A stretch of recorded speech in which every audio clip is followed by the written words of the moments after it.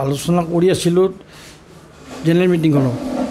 ঠিক তেনেকৈ মুহূৰ্তত আমি ভাবিলোঁ যে যিহেতু মিটিংখন আমাৰ হৈয়ে আছে আৰু বৰ্তমান যিটো পৰিস্থিতি পৰিৱেশ হ'ল, গাড়ী মটৰ দোকান বৰ বন্ধ মেক্সিমাম, গতিকে আমি সেইটো ৰাইজক এপিল দিয়া কথা আছিল আমাৰ ব্যৱসায়ী ব্যক্তিসকলক যে আমাৰ ফাৰ্মাচী বা মেডিচিন হ'লচেলবিলাক খুলি ৰাখিব লাগে।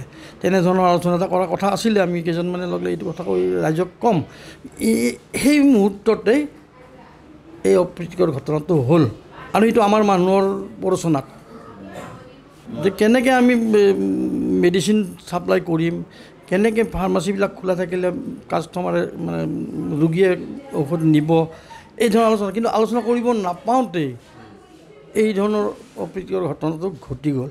আৰু যিটো ঘটনা ঘটিছে মোৰ বোধেৰে আমাৰ মাজৰ মানুহে যেনেকৈ জিতু বৰ্মন, আপোনাৰ সঞ্জীৱ বৰা, চন্দ্ৰশেখৰ শৰ্মা, এই ধৰণৰ কিছু মানুহৰ কাৰণেই এই অপ্ৰীতিকৰ ঘটনাটো হ'ল। তাৰ লগত ৰমেন চৌধুৰী আছে, অমৰেন্দ্ৰ শৰ্মাও এজন আছে। আমাৰ যিখন মিটিং 3 বছৰীয়া জেনেৰেল মিটিং, 3 বছৰত হয়, প্ৰত্যেক 3 বছৰে মূৰে হয়। গতিকে এই মিটিংখন ঠিক কৰা গৈছিল আজি 1.5-2 মাহ আগতে এক্সিকিউটিভ কমিটি মিটিঙত। কাৰণ এইখন মিটিং কৰিব লাগিলে এক্সিকিউটিভত পাছ কৰি ল'ব লাগে আৰু সেই অনুসৰি আমাৰ মিটিংখন দিয়া হৈছিলে। কিন্তু প্ৰথমতে 14 তাৰিখ দিয়া হৈছিল। আগতে 14 তাৰিখে আমাৰ জন্মাষ্টমী হোৱাৰ কাৰণে কিছুমান ডিষ্ট্ৰিক্টৰ হেৰিয়ে কৈছে বোলে সেইদিনাখন হ'ব নালাগে। তেতিয়া আমি সেই মিটিঙতে সেইদিনাখনেই গোটেই মানুহখিনি আহিছিলে। 14 তাৰিখ নহয়, মানে তাৰ আগতে যেতিয়া ক'লে যে 14 তাৰিখে হোৱাটো ঠিক নহয়, তেতিয়া আমি 30 তাৰিখ আপোনাৰ আগষ্ট, তেতিয়া আকৌ এক্সিকিউটিভ এখন পতা হ'ল। সেই এক্সিকিউটিভত পাছ কৰি 20 তাৰিখটো ঠিক কৰা হ'ল। 20 তাৰিখে 20 ছেপ্টেম্বৰ ঠিক কৰি কোনো আমি পতাৰ কথা আছিলে ইঞ্জিনিয়াৰিং ইনষ্টিটিউট পাণবজাৰ যিখন, তাতে। কিন্তু তাত আমি নাপালোঁ। 14 তাৰিখে বুক কৰা আছিলে। গতিকে সেইটোতে আমি 20 তাৰিখটো তাতে কৰাৰ এটা ইচ্ছা প্ৰকাশ কৰিছিলোঁ, কিন্তু তাত বেলেগৰ বুকিং আছিলে। গতিকে আমি নাপালোঁ। তেতিয়া আমি মাছখোৱা IIT চেণ্টাৰত গ'লোঁ। তাত 20 তাৰিখে মিটিংখন হ'ব। গোটেই শদিয়াৰ পৰা ধুবুৰীলৈ, বৰাক, ব্ৰহ্মপুত্ৰ উপত্যকাৰ সকলো ডিষ্ট্ৰিক্ট, মোটামুটি 2খন নে 3খন ডিষ্ট্ৰিক্ট বাদে সম্পূৰ্ণ ডিষ্ট্ৰিক্ট আগদিনাখন আহি গৈছে। সেইটো শুক্ৰবাৰৰ কথা। আমি শুক্ৰবাৰে এইটো জানিলোঁ জুবিন গাৰ্গ আমাৰ হিয়াৰামতিত তেওঁ ঢুকাইছে। গতিকে আমাৰ নিশ্চয় দুখ লাগিব। কিন্তু তেওঁতো ছিংগাপুৰত হৈছে, আহি পোৱা নাই। মিটিংখন 21 তাৰিখে আহি পাইছে। মিটিংখনতো 20 তাৰিখ আমাৰ আছেই। 20 তাৰিখে মিটিংখন যিহেতু আছে আৰু ইমান মানুহ আহি গ'ল শুক্ৰবাৰে, গতিকে আমি মিটিংখনটো নপতাকৈ থাকিব নোৱাৰোঁ। কিন্তু খবৰ যিহেতু পালোঁ, আমি লগে লগে শ্ৰদ্ধাঞ্জলি আমি 10টা বজাত পাতিলোঁ। 10-11টাৰ পৰা মিটিংখন আৰম্ভ হ'ল। মিটিংখন ঠিকেই আৰম্ভ হ'ল। মিটিংখন জেনেৰেল যিখিনি মিটিঙৰ সেইবিলাক ঠিকেই হ'ল।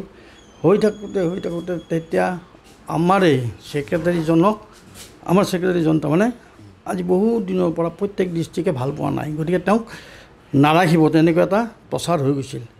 আৰু সেই ছেক্ৰেটাৰীজনক সহায় কৰিছিলে আপোনাৰ যোৰহাটৰ সঞ্জীৱ বৰা বুলি এজন ছেক্ৰেটাৰী, যোৰহাট ডিষ্ট্ৰিক্টৰ।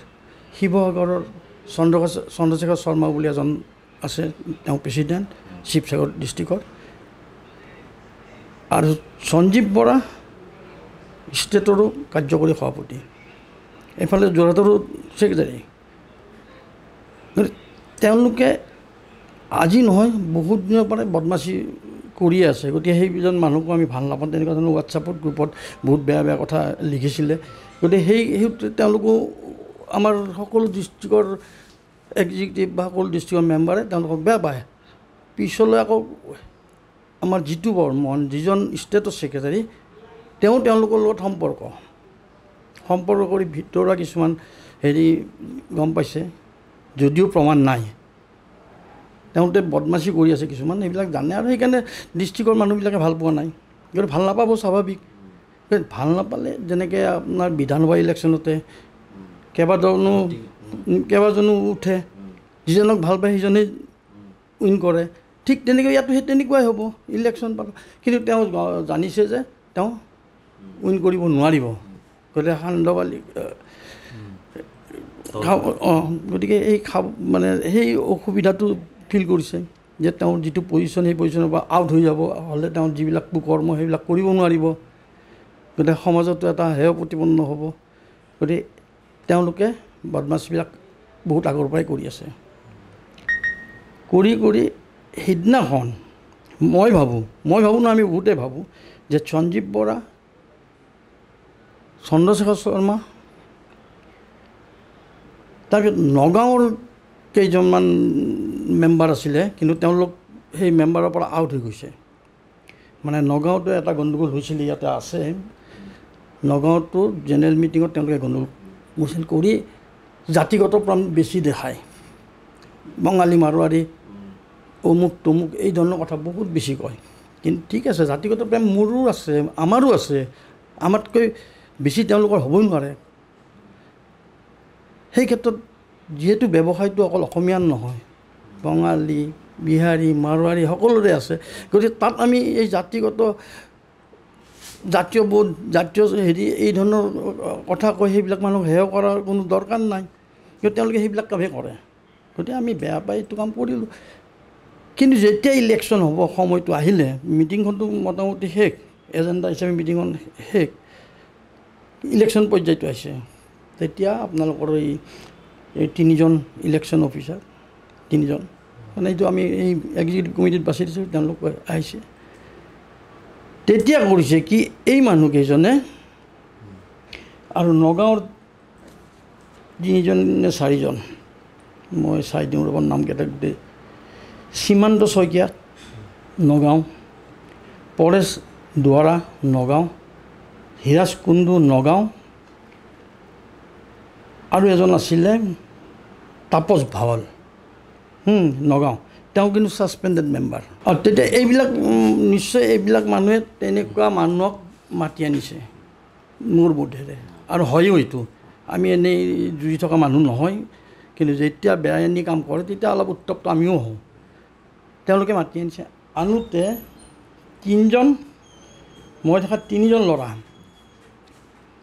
সেইকেইটা নাম মস্তলি এইটো হ'ব লাগে প্ৰাগজ্যোতিষ বনিয়া অসম জাতীয় যুৱ ছাত্ৰ পৰিষদৰ শুনিছোঁ বিকাশ অসম সম্পাদক গুৱাহাটী বীৰ লাচি থানা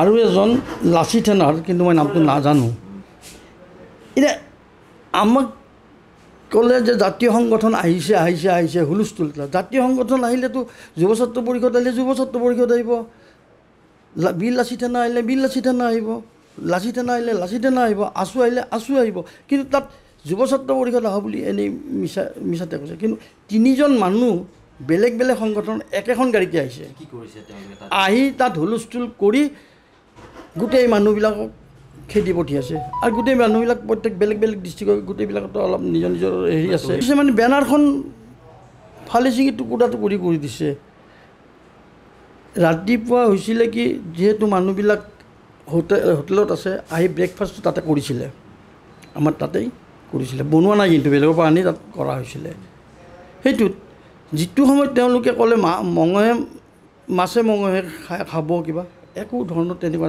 বস্তু নাই মিছা নায়েই তাত এটা ৰূপ দিয়াৰ চেষ্টা কৰিছিল নেকি ৰূপ দিয়াৰ চেষ্টা কৰিছে মানে ৰাতিপুৱা যিটো ব্ৰেকফাষ্টৰ কাৰণে আপোনাৰ